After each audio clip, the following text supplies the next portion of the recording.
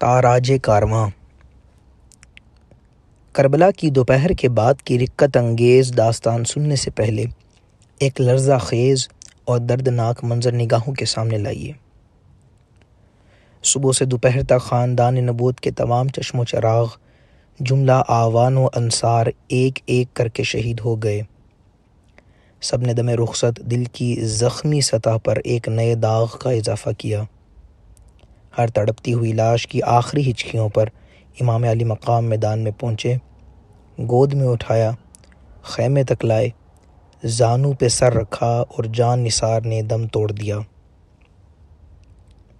نظر کے سامنے جن لاشوں کا انبار ہے ان میں جگر کے ٹکڑے بھی ہیں اور آنکھ کے تارے بھی، بھائی اور بہن کے لاڈلے بھی اور باپ کی نشانیاں بھی۔ ان بے گور و کفن جنازوں پر کون ماتم کرے، کون آنسو بہائے اور کون جلتی ہوئی آنکھوں پر تسکین کا مرہم رکھے۔ تنہا ایک حسین اور دونوں جہاں کی امیدوں کا ہجوم ایک عجب درد انگیز بے بسی کا عالم ہے۔ قدم قدم پر نئی قیامت کھڑی ہوتی ہے، نفس نفس میں الم و اندوہ کے نئے نئے پہاڑ ٹوٹتے ہیں۔ دوسری طرف حرم نبوت کی خواتین ہیں، رسول اللہ کی بیٹیاں ہیں، سوگوار مائیں اور آشفتہ حال بہنیں ہیں۔ ان میں وہ بھی ہیں جن کی گودیں خالی ہو چکی ہیں، جن کے سینے سے اولاد کی جدائی کا زخم رس رہا ہے، جن کی گود سے شیر خوار بچہ بھی چھین لیا گیا ہے اور جن کے بھائیوں، بھتیجوں اور بھانجوں کی بے گور و کفن لاشیں سامنے پڑی ہوئی ہیں۔ روتے روتے آنکھوں کا چشمہ سوکھ گیا ہے، تن نیم جاں میں اب تڑپنے کی سکت باقی نہیں رہ گئی ہے۔ عورت ذات کے دل کا آبگینہ یوں ہی نازک ہوتا ہے، ذرا سی ٹھیس جو برداشت نہیں کر سکتا۔ آہ، اس پر آج پہاڑ ٹوٹ پڑے ہیں۔ سب کے سب جام شہادت نوش کر چکے، اب تنہا ایک ابن حیدر کی ذات باقی رہ گئی ہے جو لٹے ہوئے قافلے کی آخری امیدگاہ ہیں۔ آہ، اب وہ بھی رخت سفر باندھ رہے ہیں۔ خیمے میں ایک کوہرام برپا ہے، کبھی بہن کو تسکین دیتے ہیں، کبھی شہربانوں کو تلقین فرما رہے ہیں، کبھی لخت جگر عابد بیمار کو گلے سے لگاتے ہیں اور کبھی کمسن بہنوں اور لاڈلی شہزادیوں کو یاس بری نگاہوں سے دیکھ رہے ہیں۔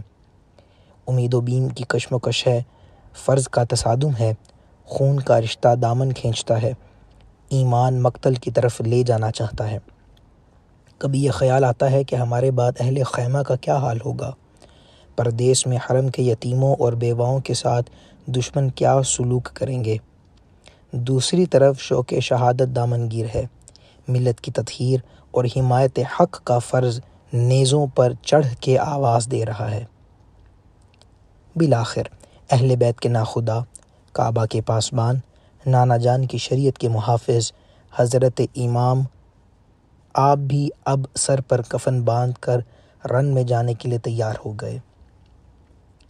اہل حرم کو تڑپتا، بلکتا اور سسکتا چھوڑ کر حضرت امام خیمے سے باہر نکلے اور لشکر اعداء کے سامنے کھڑے ہو گئے۔ اب ذرا سا ٹھہر جائیے اور آنکھیں بند کر کے منظر کا جائزہ لیجیے۔ ساری داستان میں یہی وہ مقام ہے جہاں انسان کا کلیجہ شق ہو جاتا ہے، بلکہ پتھروں کا جگر بھی پانی ہو کر بہنے لگتا ہے۔ 3 دن کا ایک بھوکا پیاسا مسافر تنے تنہا 22,000 تلواروں کے نرغے میں ہے۔ دشمنوں کی خون ریز یلغار چاروں طرف سے بڑھتی چلی آ رہی ہے۔ دروازے پر اہل بیت کی مستورات اشک بار آنکھوں سے یہ منظر دیکھ رہی ہیں۔ لمحہ لمحہ، منٹ منٹ پر درد و غم کے اتھاہ ساگر میں دل ڈوبتا جا رہا ہے۔ کبھی منہ سے چیخ نکلتی ہے، کبھی آنکھیں جھپک جاتی ہیں۔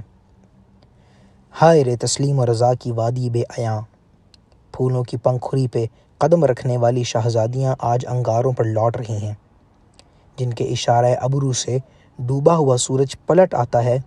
آج انہی کے ارمانوں کا سفینہ نظر کے سامنے ڈوب رہا ہے اور زبان نہیں کھلتی۔ دیکھنے والی آنکھیں اپنے امیر کشور کو، اپنے مرکز امید کو، اپنے پیارے حسین کو حسرت بری نگاہوں سے دیکھ رہی تھیں کہ ایک نشانے پر ہزاروں تیر چلے، تلواریں بے نیام ہوئی، فضا میں نیزوں کی انی چمکی، اور دیکھتے ہی دیکھتے فاطمہ رضی اللہ تعالیٰ عنہما کا چاند گہن میں آ گیا۔ زخموں سے چور، خون میں شرابور سیدہ کا راج دلارا جیسے ہی فرش پر گرا، کائنات کا سینہ دہل گیا۔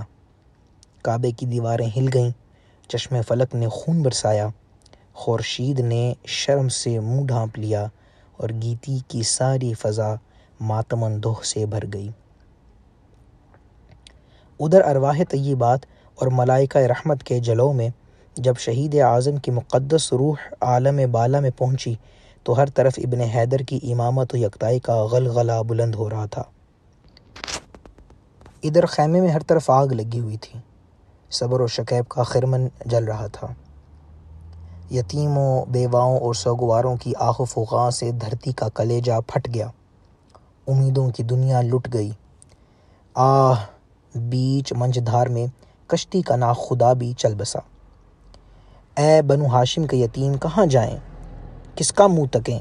کاشان نبوت کی وہ شہزادیاں جن کی عفت سرا میں روح الامین بھی بغیر اجازت کے داخل نہ ہو، نسیم صبا بھی جن کے آنچلوں کے قریب پہنچ کر ادب کے سانچے میں ڈھل جائے، آج کربلا کے میدان میں کون ان کا محرم ہے جس سے اپنے دکھ درد کی بات کہیں؟ ذرا اپنے دل پر ہاتھ رکھ کر سوچئے کہ ہمارے یہاں ایک میت ہو جاتی ہے تو گھر والوں کا کیا حال ہوتا ہے۔ غم گساروں کی بھیڑ اور چارہ گروں کی تلقین صبر کے باوجود آنسو نہیں تھمتے، اضطراب کی آگ نہیں بجھتی، اور نالہ و فریاد کا شور کم نہیں ہوتا۔ پھر کربلا کے میدان میں حرم کی ان سوگوار عورتوں پر کیا گزری ہوگی جن کے سامنے بیٹوں، شوہروں اور عزیزوں کی لاشوں کا انبار لگا ہوا تھا، جو غم گساروں اور شریک حال ہمدردوں کے جھرمٹ میں نہیں، خونخوار دشمنوں اور سفاک درندوں کے نرغے میں تھیں۔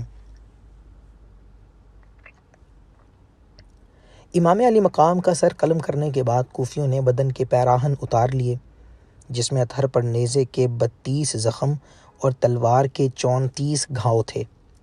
ابن سعد کے حکم پر یزیدی فوج کے 10 نابکاروں نے سیدہ کے لخت جگر کی نعش کو گھوڑوں کی ٹاپوں سے روند ڈالا۔ حضرت زینب اور شہربانو خیمے سے لرزہ خیز منظر دیکھ کر بلبلا اٹھیں اور چیخ مار کر زمین پر گر پڑیں۔ اس کے بعد شمر اور ابن سعد دندناتے ہوئے خیمے کی طرف بڑھے۔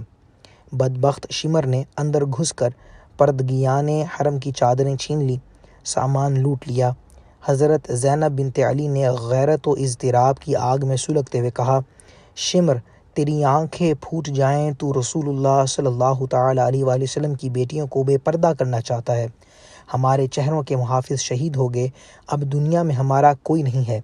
یہ مانا کہ ہماری بے بسی نے تجھے دلیر بنا دیا ہے، لیکن کیا کلمہ پڑھانے کا احسان بھی تو بھول گیا؟ سنگ دل ظالم، ناموس محمد کی بے حرمتی کر کے قہر خداوندی کو حرکت میں نہ لا۔ تجھے اتنا لحاظ بھی نہیں ہے کہ ہم اسی رسول کی نواسیاں ہیں جس نے حاتم طائی کی قیدی لڑکی کو اپنی چادر اڑائی تھی۔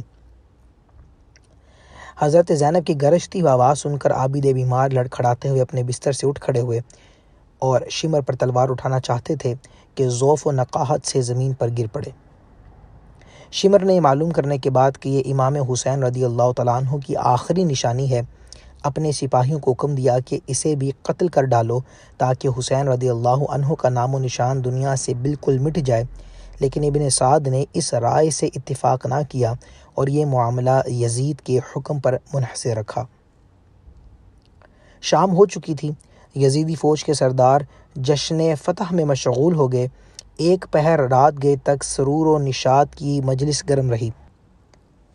ادھر خیمے والوں کی یہ شام غریباں قیامت سے کم نہیں تھی۔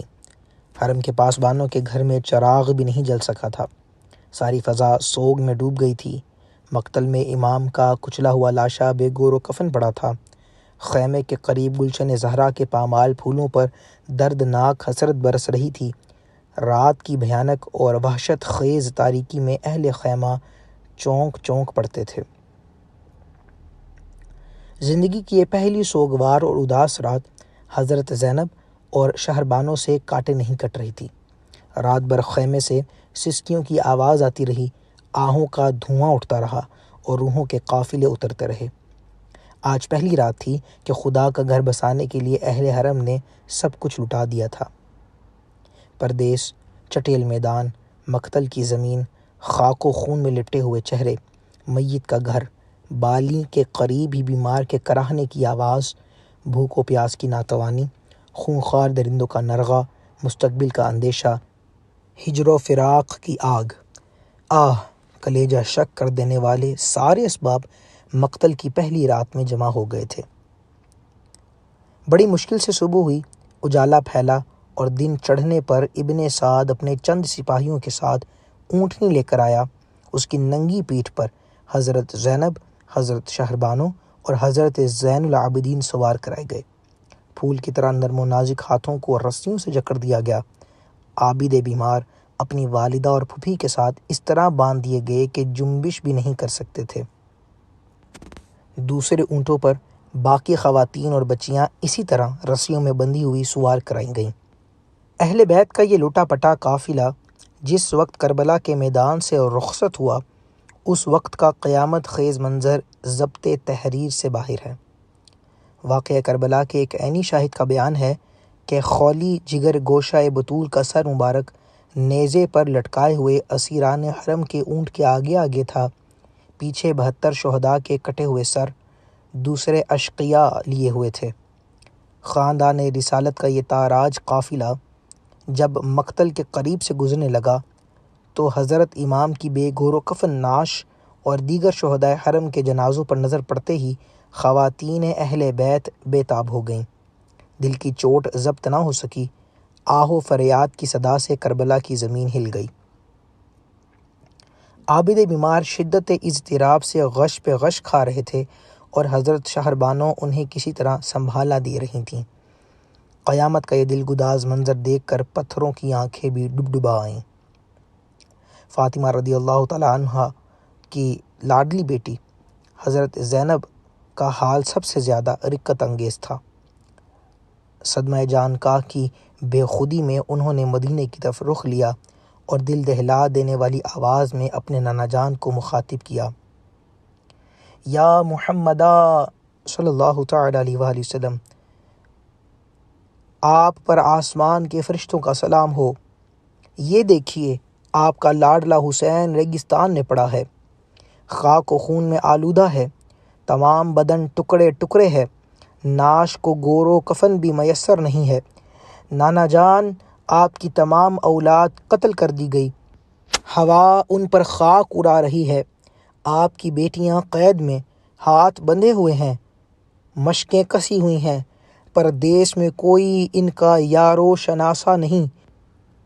نانا جان، اپنے یتیموں کی فریاد کو پہنچیے۔ ابن جریر کا بیان ہے کہ دوست دشمن کوئی ایسا نہ تھا جو حضرت زینب کے اس بیان پر آپ دیدہ نہ ہو گیا ہو۔ اسیران حرم کا قافلہ اشک بار آنکھوں اور جگر گداز سسکیوں کے ساتھ کربلا سے رخصت ہو کر کوفے کی طرف روانہ ہو گیا۔ شام ہو چکی تھی۔ ایک پہاڑ کے دامن میں یزیدی فوج کے سرداروں نے پڑاؤ کیا۔ اسیران اہل بیت اپنی اپنی سواریوں سے نیچے اتار لیے گئے۔ چاندنی رات تھی۔ رسیوں میں جکڑے ہوئے حرم کے یہ قیدی رات بھر سسکتے رہے۔ پیشانی میں مچلتے ہوئے سجدوں کے لیے بھی ظالموں نے رسیوں کی بندھن ڈھیلی نہیں کی۔ پچھلے پہر حضرت زینب مناجات میں مشغول تھیں کہ ابن سعد قریب آیا اور اس نے طنز کرتے ہوئے دریافت کیا، قیدیوں کا کیا حال ہے؟ کئی بار پوچھنے کے بعد حضرت زینب نے منہ ڈھانپ کر جواب دیا، خدا کا شکر ہے، نبی کا چمن تاراج ہو گیا، ان کی اولاد قید کر لی گئی، رسیوں سے تمام جسم نیلے پڑ گئے ہیں، ایک بیمار جو نیم جاں ہو چکا ہے اس پر بھی تجھ کو ترس نہیں آتا، اور نہیں تو ہماری بے کسی کا تماشا دکھانے اب تو ہمیں ابن زیاد اور یزید کی قربان گاہ میں لے جا رہا ہے۔ اتنا کہتے کہتے وہ پھوٹ پھوٹ کر رونے لگیں۔ حضرت زین العابدین نے پھوپھی کو تسلی دیتے ہوئے کہا، خون کے قاتلوں سے جور و ستم کا شکوہ ہی کیا ہے پھوپھی جان، بس ایک آرزو ہے کہ بابا جان کا سر میری گود میں کوئی لا کر ڈال دے اور میں اسے اپنے سینے سے لگا لوں۔ ابن سعد نے کہا، گود میں نہیں، تیرے قدموں کی ٹھوکر پر ڈال سکتا ہوں، اگر راضی ہو تو اقرار کر۔ ظالم نے پھر زخموں پر نمک چھڑکا۔ پھر حرم کے قیدی دل ملا اٹھے۔ اضطراب میں بجھی ہوئی ایک آواز کان میں آئی، بدبخت، نوجوانان اس جنت کے سردار سے گستاخی کرتا ہے۔ کیا تجھے خبر نہیں ہے کہ یہ کٹا ہوا سر اب بھی دو جہان کا مالک ہے؟ ذرا غور سے دیکھ، بوسہ گاہ رسول پر انوار و تجلیات کی کیسی بارش ہو رہی ہے۔ صرف جسم سے رابطہ ٹوٹ گیا ہے، عرش کا رابطہ اب بھی قائم ہے۔ اس آواز پر ہر طرف سناٹا چھا گیا۔ اسی عالم اندوہ میں اسیران اہل بیت کا یہ تاراج قافلہ کوفہ پہنچا۔ مارے شرم و حیبت کے ابن سعد نے شہر کے باہر جنگل میں قیام کیا۔ رات کے سناٹے میں حضرت زینب مناجات و دعا میں مشغول تھیں کہ ہلکی آواز کان میں آئی، بی بی میں حاضر ہو سکتی ہوں؟ نگاہ اٹھا کر دیکھا تو بڑھیا سر پر چادر ڈالے، منہ چھپائے سامنے کھڑی ہیں۔ اجازت ملتے ہی قدموں پر گر پڑی اور دست بستہ عرض کیا، میں ایک غریب و محتاج عورت ہوں، بھوکے پیاسے آل رسول کے لیے تھوڑا سا کھانا اور پانی لے کر حاضر ہوئی ہوں۔ بی بی میں غیر نہیں ہوں، ایک مدت تک شہزادی رسول سیدہ فاطمہ رضی اللہ تعالی عنہا کی کنیزی کا شرف حاصل رہا ہے۔ یہ اس زمانے کی بات ہے جب کہ سیدہ کی گود میں ایک ننھی منی بچی تھی جس کا نام زینب تھا۔ حضرت زینب نے ابلتے ہوئے جذبات پر قابو پا کر جواب دیا، تو نے اس جنگل اور پردیس میں ہم مظلوموں کی مہمان نوازی کی، ہماری دعائیں تیرے ساتھ ہیں، خدا تجھے دارین میں خوشی عطا فرمائے۔ بڑھیا کو جب معلوم ہوا کہ یہی حضرت زینب ہیں تو چیخ مار کر گلے سے لپٹ گئی اور اپنی جان بنت رسول کے قدموں پر نثار کر دی۔ عشق و اخلاص کی تاریخ میں ایک نئے شہید کا اور اضافہ ہوا۔ دوسرے دن ظہر کے وقت اہل بیت کا لٹا ہوا کارواں کوفے کی آبادی میں داخل ہوا۔ بازار میں دونوں طرف سنگ دل تماشائیوں کے ٹھٹ لگے ہوئے تھے۔ خاندان نبوت کی بیبیاں شرم و غیرت سے گڑی جا رہی تھیں، سجدے میں سر جھکا لیا تھا کہ معصوم چہروں پر غیر محرم کی نظر نہ پڑ سکے۔ وفور غم سے آنکھیں اشکبار تھیں، دل رو رہے تھے۔ اس احساس سے زخموں کی ٹیس اور بڑھ گئی تھی کہ کربلا کے میدان میں قیامت ٹوٹنا تھی، ٹوٹ گئی۔ اب محمد عربی صلی اللہ تعالی علیہ وآلہ وسلم کے ناموس کو گلی گلی پھرایا جا رہا ہے۔ کلمہ پڑھنے والی امت کی غیرت دفن ہو گئی تھی۔ خوشی کے جشن میں سارا کوفہ ننگا ناچ رہا تھا۔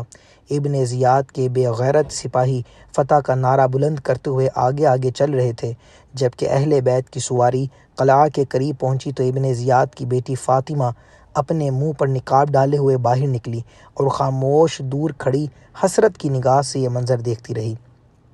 ابن زیاد اور شمر کے حکم سے سیدانیاں اتاری گئیں۔ عابد بیمار اپنی والدہ اور پھوپھی کے ساتھ بندھے ہوئے تھے۔ ادھر بخار کی شدت سے ذوف و ناتوانی انتہا کو پہنچ گئی تھی۔ اونٹ سے اترتے وقت غش آ گیا اور بے حال ہو کر زمین پر گر پڑے۔ سر زخمی ہو گیا، خون کا فوارہ چھوٹنے لگا۔ یہ دیکھ کر حضرت زینب بےتاب ہو گئیں، دل بھر آیا، ڈبڈبائی آنکھوں کے ساتھ کہنے لگیں، آل فاطمہ میں ایک ہی عابد بیمار کا خون محفوظ رہ گیا تھا، چلو اچھا ہوا کوفے کی زمین پر یہ قرض بھی ادا ہو گیا۔ ابن زیاد کا دربار نہایت تزک و احتشام سے آراستہ کیا گیا تھا۔ فتح کے نشے میں سرشار تخت پر بیٹھا ہوا ابن زیاد اپنی فوج کے سرداروں کی زبانی کربلا کے واقعات سن رہا تھا۔ سامنے ایک تشت میں امام علی مقام کا سر مبارک رکھا ہوا تھا۔ ابن زیاد کے ہاتھ میں ایک چھڑی تھی۔ وہ بار بار حضرت امام کے لبہائے مبارک کے ساتھ گستاخی کرتا تھا اور کہتا جاتا تھا کہ اسی منہ سے خلافت کا دعوے دار تھا۔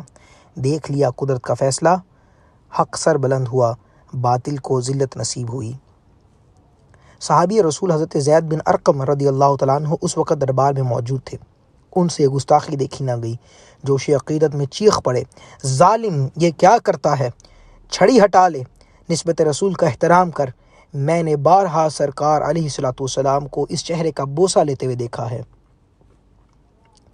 ابن زیاد نے غصے سے پیچ و تاب کھاتے ہوئے کہا، تو اگر صحابی رسول نہ ہوتا تو میں تیرا سر قلم کروا دیتا۔ حضرت ابن ارقم نے حالت غیظ میں جواب دیا، اتنا ہی تجھے رسول اللہ کی نسبت کا خیال ہوتا تو ان کے جگر گوشوں کو تو کبھی قتل نہ کراتا۔ تجھے ذرا بھی غیرت نہ آئی کہ جس رسول کا تو کلمہ پڑھتا ہے انہی کی اولاد کو تہ تیغ کرایا ہے اور اب ان کی عفت مآب بیٹیوں کو قیدی بنا کر گلی گلی پھرا رہا ہے۔ ابن زیاد یہ زلزلہ خیز جواب سن کر تل ملا گیا، لیکن مصلحتاً خون کا گھونٹ پی کر رہ گیا۔ اسیران حرم کے ساتھ ایک بوسیدہ چادر میں لپٹی ہوئی حضرت زینب ایک گوشے میں بیٹھی ہوئی تھیں۔ ان کی کنیزوں نے انہیں اپنے جھرمٹ میں لے لیا تھا۔ ابن زیاد کی نظر پڑی تو دریافت کیا یہ کون عورت ہے؟ کئی بار پوچھنے پر ایک کنیز نے جواب دیا، زینب بنت علی رضی اللہ تعالی عنہما۔ ابن زیاد نے حضرت زینب کو مخاطب کرتے ہوئے کہا، خدا نے تیرے سرکش سردار اور تیرے اہل بیت کے نافرمان باغیوں کی طرف سے میرا دل ٹھنڈا کر دیا۔ اس اذیت ناک جملے پر حضرت زینب اپنے تئیں سنبھال نہ سکیں، بے اختیار رو پڑیں۔ واللہ تو نے میرے سردار کو قتل کر ڈالا، میرے خاندان کا نشان مٹایا، میری شاخیں کاٹ دیں، میری جڑ اکھاڑ دی، اگر اس سے تیرا دل ٹھنڈا ہو سکتا ہے تو ہو جائے۔ اس کے بعد ابن زیاد کی نظر عابد بیمار پر پڑی۔ وہ انہیں بھی قتل کرنا ہی چاہتا تھا کہ حضرت زینب بے قرار ہو کر چیخ اٹھیں، میں تجھے خدا کا واسطہ دیتی ہوں، اگر تو اس بچے کو قتل کرنا ہی چاہتا ہے تو مجھے بھی اس کے ساتھ قتل کر ڈال۔ ابن زیاد پر دیر تک سکتے کا عالم طاری رہا۔ اس نے لوگوں سے مخاطب ہو کر کہا، خون کا رشتہ بھی کیسی عجیب چیز ہے، واللہ مجھے یقین ہے کہ یہ سچے دل سے لڑکے کے ساتھ قتل ہو جانا چاہتی ہے۔ اچھا اسے چھوڑ دو، یہ بھی اپنے خاندان کی عورتوں کے ساتھ جائے۔ صاحب کتاب نے اس کا حوالہ ابن جریر اور کامل نامی کتابوں کے ساتھ دیا ہے۔ اس واقعے کے بعد ابن زیاد نے جامع مسجد میں شہر والوں کو جمع کیا اور خطبہ دیتے ہوئے کہا، اس خدا کی حمد و ستائش جس نے امیر المؤمنین یزید بن معاویہ کو غالب کیا اور کذاب ابن کذاب حسین بن علی کو معاذ اللہ ہلاک کر ڈالا۔ اس اجتماع میں مشہور محب اہل بیت حضرت ابن عفیف بھی موجود تھے۔ ان سے خطبے کے الفاظ سن کر رہا نہ گیا۔ فرط غضب میں کانپتے ہوئے کھڑے ہو گئے اور ابن زیاد کو للکارتے ہوئے کہا، خدا کی قسم تو ہی کذاب ابن کذاب ہے، حسین سچا، اس کا باپ سچا، اس کے نانا سچے۔ ابن زیاد اس جواب سے تلملا اٹھا اور جلاد کو حکم دیا کہ شاہراہ عام پر لے جا کر اس بڈھے کا سر قلم کر دو۔ ابن عفیف شوق شہادت میں مچلتے ہوئے اٹھے اور مقتل میں پہنچ کر چمکتی تلوار کا مسکراتے ہوئے خیر مقدم کیا۔ خون بہا، لاش تڑپی اور ٹھنڈی ہو گئی۔ کوثر کے ساحل پر جان نثاروں کی تعداد میں ایک عدد کا اور اضافہ ہوا۔ دوسرے دن ابن زیاد نے اہل بیت کا تاراج کارواں ابن سعد کی سرکردگی میں دمشق کی طرف روانہ کیا۔ حضرت امام کا سر مبارک نیزے پر آگے آگے چل رہا تھا، پیچھے اہل بیت کے اونٹ تھے۔ ایسا محسوس ہوتا تھا کہ امام عالی مقام اب بھی اپنے حرم کے قافلے کی نگرانی فرما رہے ہیں۔ اثناء سفر میں سر مبارک سے عجیب عجیب خوارق اور کرامات کا ظہور ہوا۔ رات کے سناٹے میں ماتم و فغاں کی رکت انگیز صدائیں فضا میں گونجتی تھیں۔ کبھی کبھی سر مبارک کے ارد گرد نور کی کرن پھوٹتی ہوئی محسوس ہوتی تھی۔ جس آبادی سے ایک قافلہ گزرتا تھا ایک کوہرام برپا ہو جاتا تھا۔ دمشق کا شہر نظر آتے ہی یزیدی فوج کے سردار خوشی سے ناچنے لگے۔ فتح کی خوشخبری سنانے کے لیے ہر قاتل اپنی جگہ بے قرار تھا۔ سب سے پہلے زہر بن قیس نے یزید کو فتح کی خبر سنائی۔ حسین ابن علی اپنے 18 اہل بیت اور 60 آوان و انصار کے ساتھ ہم تک پہنچے۔ ہم نے چند گھنٹے میں ان کا قلعہ قمع کر دیا۔ اس وقت کربلا کے ریگستان میں ان کے لاشیں برہنہ پڑے ہوئے ہیں، ان کے کپڑے خون میں تر بتر ہیں، ان کے رخسار گرد و غبار سے میلے ہو رہے ہیں، ان کے جسم دھوپ کی تمازت اور ہوا کی شدت سے خشک ہو گئے ہیں۔ پہلے تو فتح کی خوشخبری سن کر یزید جھوم اٹھا، لیکن اس زلزلہ خیز اور ہلاکت آفریں اقدام کا ہولناک انجام جب نظر کے سامنے آیا تو کانپ گیا۔ بار بار چھاتی پیٹتا تھا کہ ہائے، اس واقعہ نے ہمیشہ کے لیے مجھے ننگ اسلام بنا دیا۔ مسلمانوں کے دلوں میں میرے لیے نفرت و دشمنی کی آگ ہمیشہ سلگتی رہے گی۔ قاتل کی پشیمانی مقتول کی اہمیت تو بڑھا سکتی ہے، پر قتل کا الزام نہیں اٹھا سکتی۔ اس مقام پر بہت سے لوگوں نے دھوکہ کھایا ہے، انہیں نفسیاتی طور پر صورتحال کا مطالعہ کرنا چاہیے۔ اس کے بعد یزید نے شام کے سرداروں کو اپنی مجلس میں بلایا، اہل بیت کو بھی جمع کیا اور امام زین العابدین سے خطاب کرتے ہوئے کہا، اے علی، تمہارے ہی باپ نے میرا رشتہ کاٹا، میری حکومت چھیننا چاہی، اس پر خدا نے جو کچھ کیا وہ تم دیکھ رہے ہو۔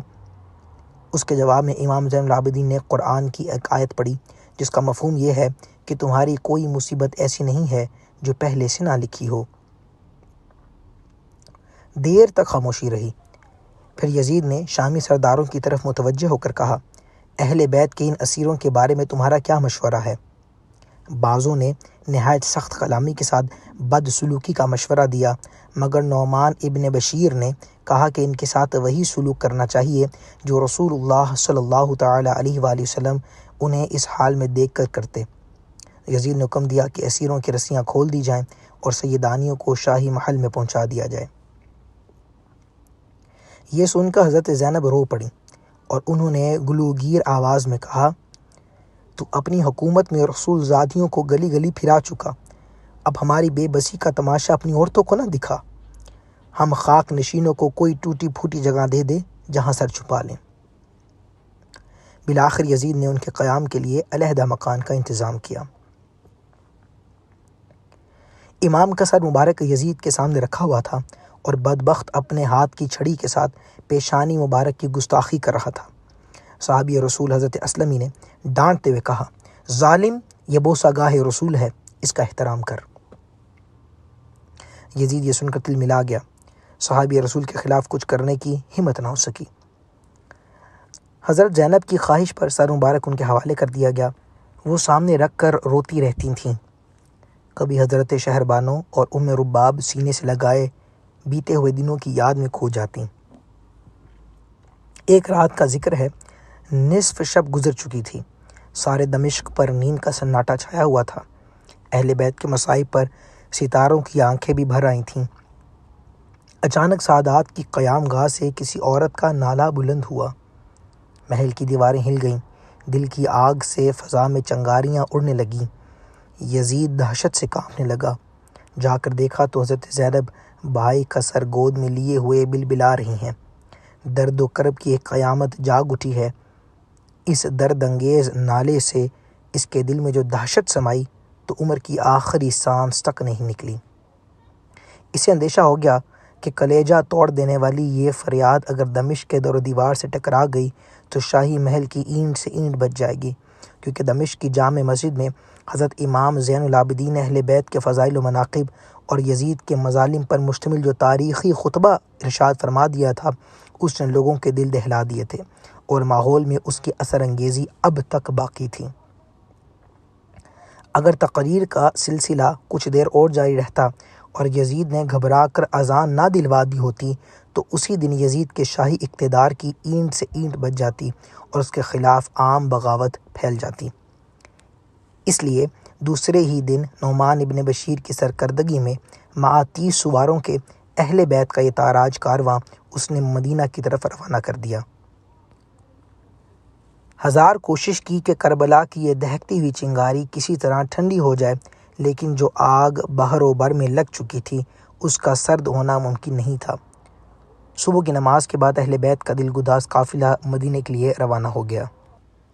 حضرت نعمان بن بشیر بہت رقیق القلب، پاک باز اور محب اہل بیت تھے۔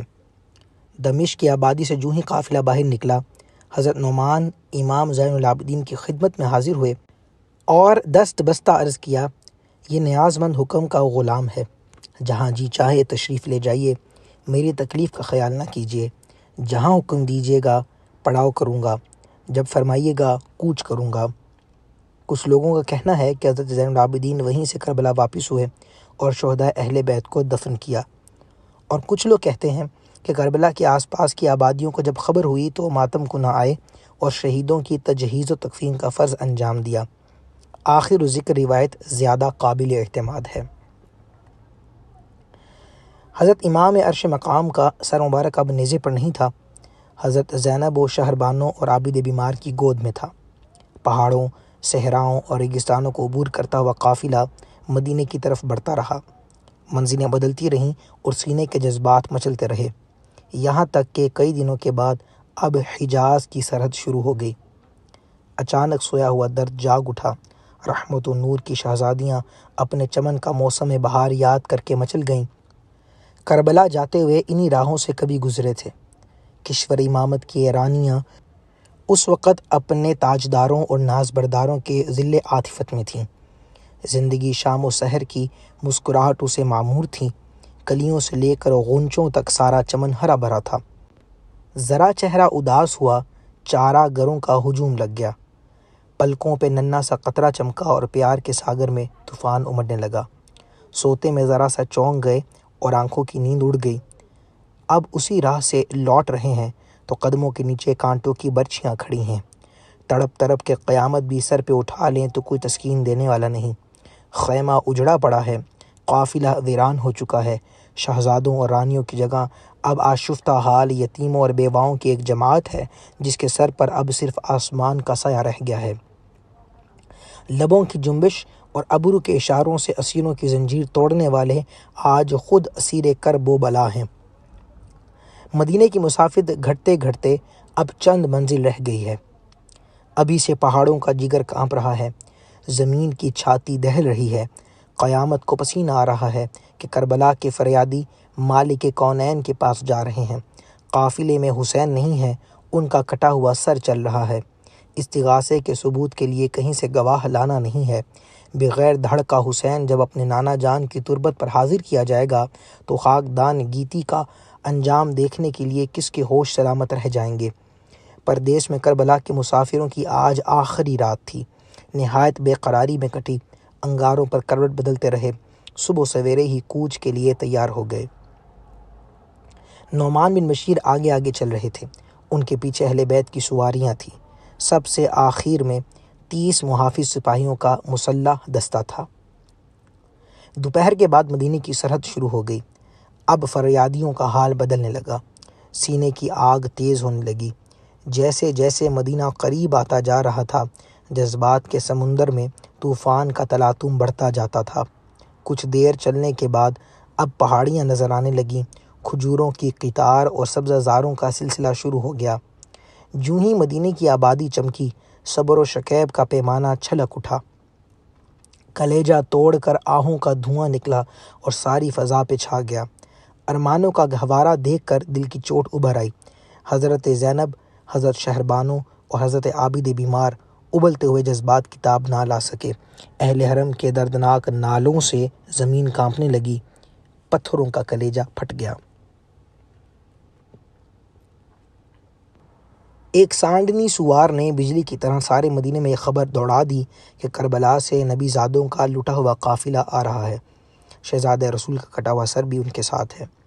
یہ خبر سنتے ہی ہر طرف کوہرام مچ گیا۔ قیامت سے پہلے قیامت آ گئی۔ وفور غم اور جذبہ بے خودی میں اہل مدینہ باہر نکل آئے۔ جیسے ہی آمنا سامنا ہوا اور نگاہیں چار ہوئیں، دونوں طرف شورش غم کی قیامت ٹوٹ پڑی۔ آہ و فغاں کے شور سے مدینے کا آسمان دہل گیا۔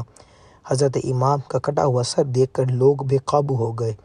دھاڑیں مار مار کر رونے لگے۔ ہر گھر میں صف ماتم بچھ گئی۔ حضرت زینب فریاد کرتی ہی مدینہ میں داخل ہوئیں۔ نانا جان اٹھیے، اب قیامت کا کوئی دن نہیں آئے گا۔ آپ کا سارا کنبہ لٹ گیا۔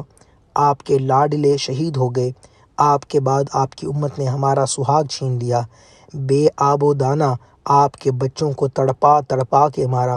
آپ کا لاڈلا حسین آپ کے نام کی دہائی دیتا ہوا دنیا سے چل بسا۔ کربلا کے میدان میں ہمارے جگر کے ٹکڑے ہماری نگاہوں کے سامنے ذبح کیے گئے۔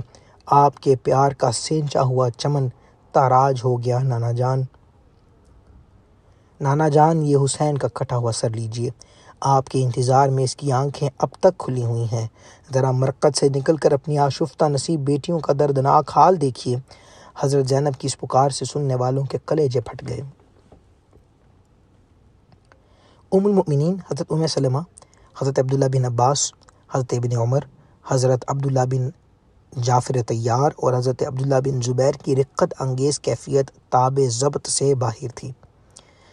حضرت عقیل کے گھر کے بچے یہ مرثیہ پڑھ رہے تھے: قیامت کے دن وہ امت کیا جواب دے گی جب اس کا رسول پوچھے گا کہ تم نے ہمارے بعد ہماری اولاد کے ساتھ یہی سلوک کیا کہ ان میں سے بعض خاک و خون میں لپٹے ہوئے ہیں، تلواروں، تیروں اور نیزوں سے ان کے جسم گھائل ہیں، ان کی لاشیں بے آب و گیا وادی میں پڑی ہوئی ہیں، اور ان میں سے بعض قیدی ہیں، رسیوں کے بندھن سے ہاتھ گلے پڑ گئے ہیں۔